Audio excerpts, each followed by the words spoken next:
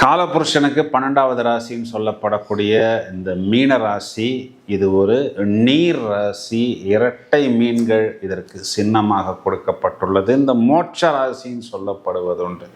அதாவது பொதுவாகவே மீனராசியில் பிறந்தவர்களுக்கு அந்த பிறப்பை அறுக்கக்கூடிய அமைப்பு, அதாவது மோட்சத்துக்கு செல்லக்கூடிய அமைப்புன்னு மூல நூல்களில் சொல்லப்படுகிறது. இதையும் தவிர இந்த மீனராசி நீர் அப்படிங்கிறதே ஒரு இடத்தை, ஒரு விஷயத்தை சுத்தம் செய்வது. அப்படின்னா என்ன அர்த்தம்னா, கர்மாவை சுத்தம் செய்யக்கூடிய நபர்கள், அதாவது மற்றவர்களுடைய கர்மாவை சுத்தம் செய்து அதில் இருக்கக்கூடிய அந்த நெகட்டிவான விஷயங்களை எல்லாம் இவர்கள் சுத்தம் செய்வதன் மூலம் இவர்களுடைய கர்மா தீருகிறது அப்படிங்கிறது தான் இதனுடைய அமைப்பு. இந்த ராசிங்கிறது கடைசி ராசியாக வருவதாலோ என்னவோ நிறைய விஷயங்கள் இந்த ராசிக்கு அனுகூலமாக கொடுக்கப்பட்டுள்ளது. என்ன அப்படின்னா, ராசியாதிபதியே ராசியில் ஆட்சி அடைகிறார்.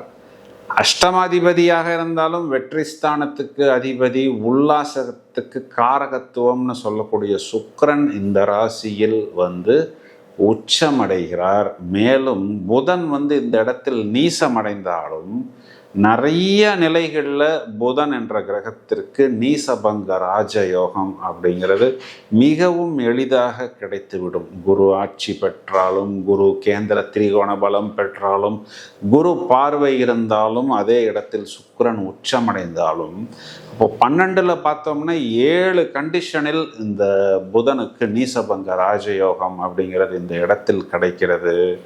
பொதுவாகவே இது பயணங்களை எல்லாம், வெளிநாட்டு விஷயங்களை, ஞான மார்க்கத்தை நோக்கி பயணிப்பது, இதையும் தவிர இவர்கள் எல்லாமே ஒரு உபயராசி அப்படிங்கிறதுனால